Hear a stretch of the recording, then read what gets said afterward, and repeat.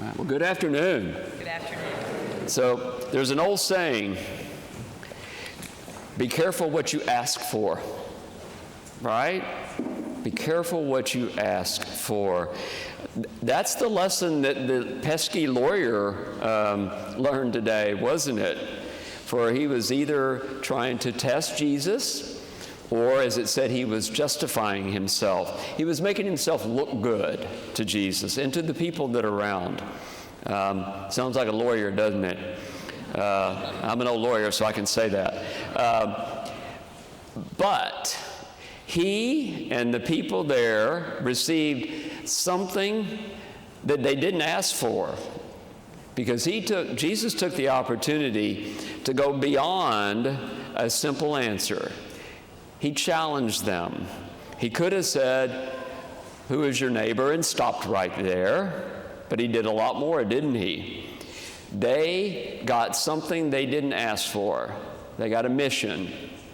Go and do likewise. Go and do likewise.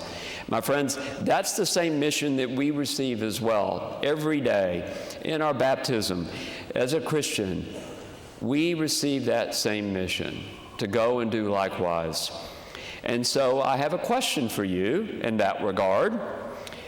When it comes to love of your neighbors, do you go and do likewise? Do you? In other words, would you say in your life you are more of a spectator or a participant? Which is it? Are you a spectator or are you a participant in life? Think about it. Participant. What does a participant do? They're active. They participate. They participate in life. They love people. They sacrifice for people. They follow what Jesus said to do, because being a participant focuses us on the needs of other people. It's not easy. It's not easy to do what you want to do, but that's what a participant does. Pope Francis said, "Love, compassion, and mercy are more than vague feelings. They mean caring for the other person to the point of personal sacrifice." That's what a participant does in life. But guess what? No, you don't have to guess. You already know. What's our world full of? Spectators, right? You think about it. We want to be entertained. Think about, we watch media, we just sit back. Oh, maybe you have sympathy for people.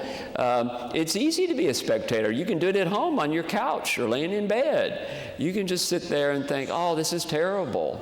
Oh, this is so awful.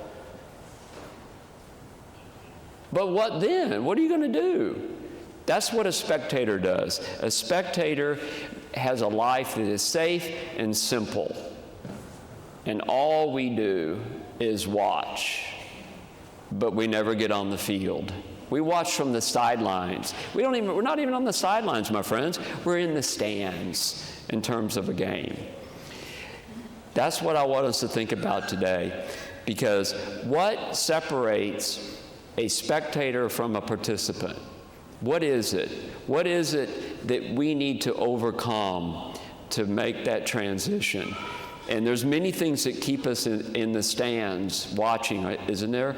But there's three things I want you to think about today that are characteristic of spectators. And that is prejudice, selfishness, and doubt. Prejudice, selfishness, and doubt. Think about it. Prejudice. Prejudice cripples our ability to love our neighbors. Does it not? It is hard to love someone you don't like, or you don't know, or someone that looks different, or someone from a different country, or someone in a different social status, or, could I go on? Someone in a different religion. Think about all these things that irritate you all day. You know, gossipy people at work, the person who was driving here today that had a cell phone in one hand and a sandwich in the other, and you're wondering how they were steering. I've actually seen that on Braeswood. Nosy neighbors. It may be certain family members There are things that we prejudice ourselves. We separate, and that means you separate yourselves from someone. Prejudice has no place in our world, does it? But it exists.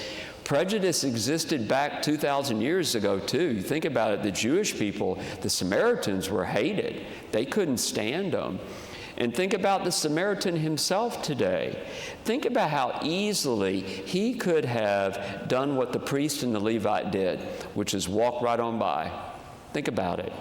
He could have said, I can't help him. He's a foreigner. He worships different than me.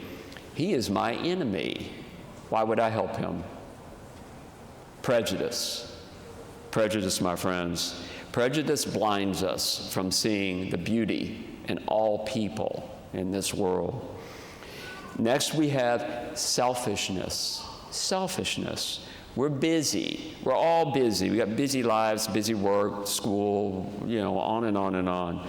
We focus on what we want. We focus on what we have to do. It's far too easy to see someone in need, and the first thing we think of, somebody else will help them.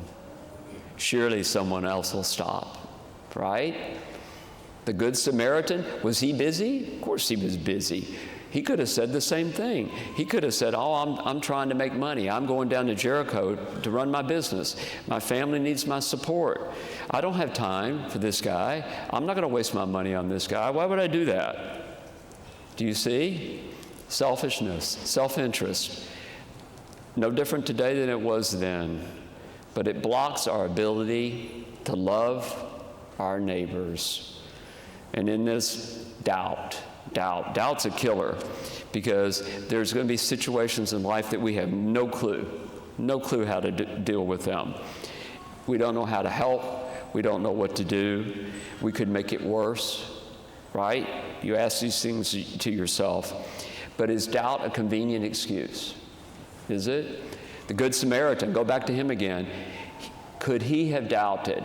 Did he have doubt? I'm sure he had doubt. He could say, I don't know what's wrong with this man. I might make it worse. What if the robbers come back while I'm down here trying to help this man? Right? Doubt. Doubt will keep you on the couch as a spectator, my friends. So I ask you again, when it comes to love of your neighbor, what's your desire? Do you want to be a participant, or do you happy being a spectator in life? If you are, what's stopping you? What's stopping you today? Is it prejudice? Is it doubt? Is it selfishness? And so for me, this story hits home, because I'll tell you, years ago, a year before I was ordained, I was leaving the parish. I had classes on Tuesday night at the seminary. I was running home. I had to finish my homework. I had to do, whatever, get dinner ready. I had so much to do, I had a lot to do. And I stopped to get gas at Sam's, and the line was too long at Costco, but you know that one. So I pull up, the man next to me is in a suit and has a flat tire. Desperate. The man's like walking around trying to get people to help him. I couldn't understand what he was saying. I don't know what language he was speaking, but he looked desperate. And what did I do? I kept pumping that gas, thinking, somebody else is going to help this guy. I can't even speak his language. I don't know what he needs. Well, I knew what he needed. I could tell he had a flat tire. I'm able-bodied. But guess what? I was in a hurry. I was just like the priest and the Levite. Here I was, 1 year from ordination to be a deacon. What did I do? I got in my car, I looked him in the eyes, and I drove home. That's what I did. Does that haunt me? Obviously it does, because that was 6 years ago. Still haunts me to this day, because my friends, guess what? I was not the Good Samaritan. I was the priest. I was the Levite. I walked by on the opposite side of the street. And so that's what I ask you, my friends. Spectator or participant? Which is it that you wish to live in life? Because you think, I don't have the abilities. You do. Deuteronomy told you, it's in your heart. God said, it's not mysterious. It's not far away. It's not up in the sky. It's not across the sea. Where is it? Where is love? It's right here. But you got to unleash it. You got to do something. This parable today leaves us with no doubt who our neighbor is. It is anybody who needs help. Anyone. We have to learn to leave behind boundaries, barriers that separate us from other people. We have to show what love is. Love is more than feeling sympathy for someone. Love is more than feeling sorry for someone. Love is doing something. Pope Leo, I just read this. Pope Leo, in his sermon today, he said that love is showing mercy to the person right in front of you. Love of your neighbor means learning to have a heart that is moved, eyes that see and do not look away, hands that help and soothe their wounds, and shoulders that bear the burden of those in need. My friend, this world is full of spectators, but what we desperately need is participants. And in light of the floods in Central Texas, you think of the people who have poured out their lives for the last week for people they didn't know. Think of all the people who have given, who have donated their time, who've risked their lives for people they didn't know. They're the Good Samaritans. What are you going to do? What are you going to do from this day forward, my friends?